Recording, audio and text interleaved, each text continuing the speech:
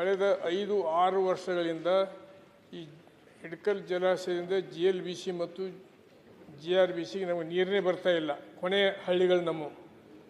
ಅದಕ್ಕೆ ಅನೇಕ ರಿಪೇರಿ ಮಾಡಬೇಕಾಗಿದೆ. ಎಷ್ಟು ವರ್ಷದಿಂದ ನಾವು ಇದರಿಂದ ವಂಚಿತರಾಗಬೇಕು ಅನ್ನುವಂಥ ಪ್ರಶ್ನೆ ಕೇಳೋದ್ರ ಜೊತೆಗೆ ಕೆನಾಲ್ ಮುಖಾಂತರ ಕನಿಷ್ಠ 10ರಿಂದ 15,000 ಇಲ್ಲಿಗಲ್ ಪಂಪ್ ಸೆಟ್ಗಳು ಕುಂತಿದ್ದಾವೆ. ಅವನ್ನ ತೆಗಿಬೇಕು ಅಂದ್ರೆ ನಮ್ಗೆ ನೀರು ಬರ್ತೈತಿ. ಇಲ್ದಿದ್ರೆ ನೀರಿನ ಪ್ರಮಾಣ ಹೆಚ್ಚಿಬಿಟ್ಟು ಅವ್ರು ಏನು ಕನ್ಸ್ಯೂಮ್ ಮಾಡ್ತಾರೆ ಅಷ್ಟು ನೀರಿನ ಪ್ರಮಾಣ ಹೆಚ್ಚಿಬಿಟ್ಟು ನಮಗೆ ಕೊನೆಯ ಹಳ್ಳಿಗಳಿಗೆ ನೀರು ಬರೋ ರೀತಿಯೊಳಗೆ ಸನ್ಮಾನ್ಯ ಉಪಮುಖ್ಯಮಂತ್ರಿ ಕ್ರಮ ಕೈಗೊಳ್ಬೇಕಂತ ನಾವು ಒತ್ತಾಯ ಮಾಡ್ತೀವಿ. ಓಕೆ ಅಧ್ಯಕ್ಷರೇ, ನಾನು ನಮ್ಮ ಪಾಟೀಲರಿಗೆ ಒಂದು ಪ್ರಶ್ನೆಗೆ ಘಟ್ಟಪ್ರಭಾ ಬಲ್ದಂಡ ಮುಖ್ಯ ಕಾಲುವೆಗೆ GRBC ಬಗ್ಗೆ ಒಂದು ಉತ್ತರ ಕೊಟ್ಟಿದ್ದೀನಿ. 1722 ಕೋಟಿ ರೂಪಾಯಿದು ಒಂದು ಪ್ರಾಜೆಕ್ಟ್ ಮಾಡಿ ಸೆಂಟ್ರಲ್ ಗೌರ್ಮೆಂಟ್ಗೆ ನಮ್ಮ ERM ಕಳಿಸ್ಕೊಟ್ಟಿದ್ದೀನಿ. ಯಾವುದು ABBP ಪ್ಲ್ಯಾನಲ್ಲಿ. ಅದು ಬಂದರೆ 60-40 ಸ್ಕೀಮಲ್ಲಿ ಸೆಂಟ್ರಲ್ ಗೌರ್ಮೆಂಟು 60%, 40% ನಮ್ಮದು ನಾವು ಮಾಡಿಕೊಡ್ತೀವಿ. ಅದರ ಮೇಲೆ ನೀವು ನಿಮ್ಮ MP ಇಬ್ಬರು ಸೇರಿ ಸ್ವಲ್ಪ ಒತ್ತಡ ಮಾಡಿ ಅದನ್ನು ಕ್ಲಿಯರ್ ಮಾಡಿ.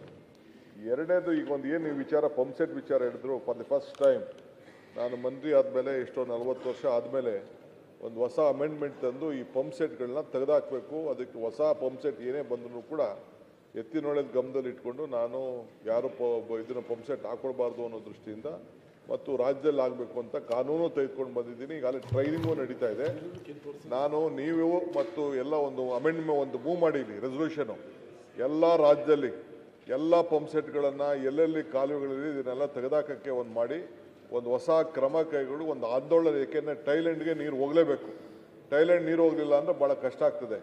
ನೋಡಿ, ನಮ್ಮ ಪಾಂಡುಪುರದವರೆಲ್ಲ ಫಸ್ಟ್ ಅಲ್ಲೇ ಕುಡ್ಕೊಬಿಡ್ತಾರೆ, ಪಾಂಡುಪುರದವರೆಲ್ಲ. ಸೊ ಕೊನೆಗೆ ಮಳವಳ್ಳಿಗೆ ಹೋಗಲ್ಲ, ಎಲ್ಲಿಗೂ ಹೋಗಲ್ಲ, ಹಂಗೆ ಲಾಸ್ಟ್ ಆಗಲ್ಲ. ನೀವೊಂದು ಮೂವ್ ಮಾಡಿ, ಎಲ್ಲ MLAs ಒಪ್ಕೊಳ್ಳಿ. ಈಗೇನೆ ಒಂದು ಡ್ರೈವ್ನ ಶುರು ಮಾಡೋಣ. ಈಗ ಉಪಮುಖ್ಯಮಂತ್ರಿಗಳೇ 80 ಅಡಿ 90 ಅಡಿ ಅಲ್ಲ, ಒಂದು ನಿಮಿಷ, 80 ಅಡಿ 90 ಅಡಿ ಚಾನಲ್ ಹೋಗಿದ್ದಾರೆ, ಜಮೀನ್ ಕಳ್ಕೊಂಡವ್ರೆ. ಅವ್ರ ಪಂಪ್ ಸೆಟ್ ಹಾಕೊಳ್ಳೇಬೇಕಲ್ವಾ? ನೀವು ಅಮೆಂಡ್ಮೆಂಟ್ ತಂದಿದ್ದೀರಿ, ಇಲ್ಲ ಅಂತಲ್ಲ. ಚರ್ಚೆ ಮಾಡಬೇಡಿ.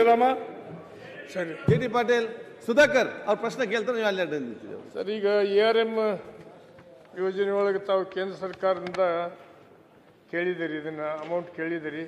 ಅದು ಬರಲಾರ್ದೆ ಹೋದರೆ ತಾವೇನು ಕ್ರಮ ಕೈಗೊಳ್ತೀರಿ ಕರ್ನಾಟಕ ಸರ್ಕಾರದಿಂದ ಅನ್ನುವಂಥ ಪ್ರಶ್ನೆ. ಏನಿಲ್ಲ, 60-40 ಸ್ಕೀಮ್ ಅಲ್ಲ ಮಾಡಿದ್ದೀರಿ. ಕೇಂದ್ರ ಸರ್ಕಾರದಿಂದ ಈ ಸ್ಕೀಮ್ ಮಂಜೂರು ಆಗಲಾರದೆ ಹೋದರೆ ಆವಾಗ ತಾವೇನು ಕ್ರಮ ಕೈಗೊಳ್ತೀರಿ? ಫಸ್ಟ್ ಅವ್ರು ಕಳ್ಸಿಕೊಟ್ಟಿದ್ದೀವಿ. ನೀವು ನಿಮ್ಮ MP ಅವರು ಎಲ್ಲ ಹೋಗಿ ಸ್ವಲ್ಪ ಪ್ರೆಷರೈಸ್ ಆಗಿ ಎಲ್ಲರಿಗೂ ಅನುಕೂಲ ಆಗ್ತಾರೆ, ತೆಗೆದುಕೊಂಡು ಬನ್ನಿ. ಆಮೇಲೆ will work out the plan. Okay.